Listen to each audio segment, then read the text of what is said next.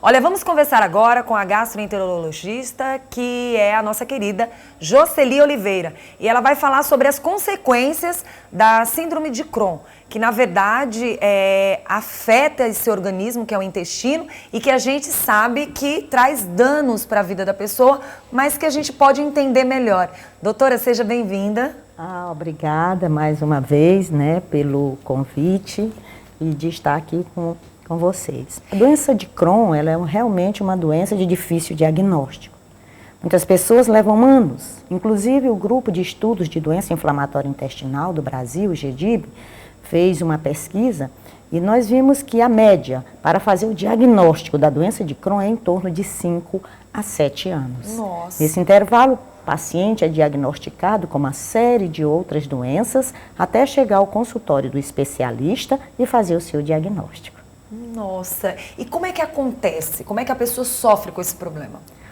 Olha, nós não sabemos ainda a causa da doença inflamatória intestinal, que são duas, doença de Crohn e a retocolite.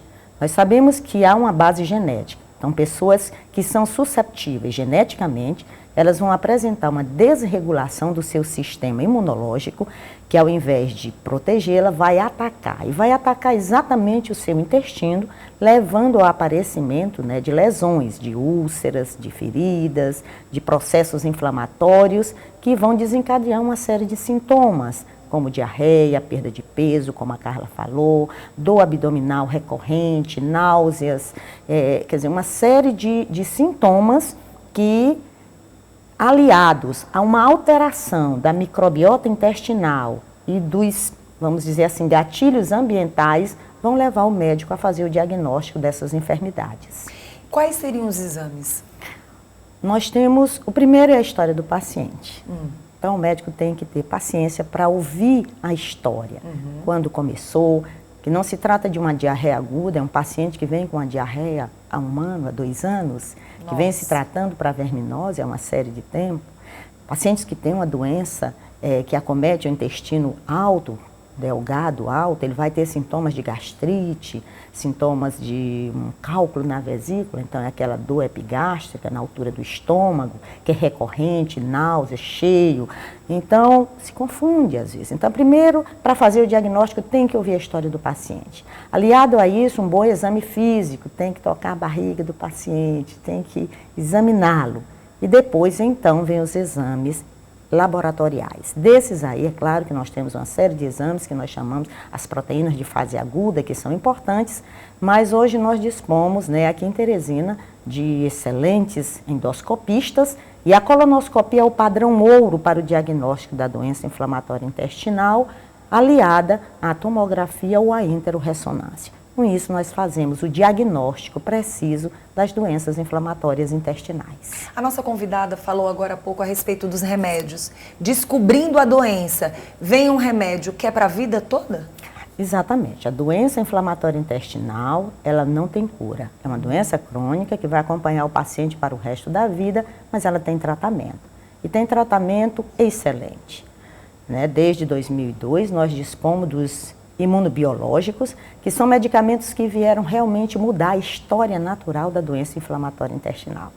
A história antes dos biológicos era o paciente ser operado de forma recorrente, até chegar ao que nós chamamos de síndrome do intestino curto. Na primeira cirurgia ele tira 60 centímetros, na outra 80, até ficar com o intestino delgado muito curto. Mas hoje, com os biológicos, veio alterar, veio mudar a história natural da doença. Mas desde que este diagnóstico, para o início do tratamento, seja feito naquela janela de oportunidades que nós chamamos, que é o início dos sintomas, no qual o paciente ainda não tem danos estruturais, ele tem apenas o processo inflamatório. Quando a gente fala da doença, ela atinge mais quem?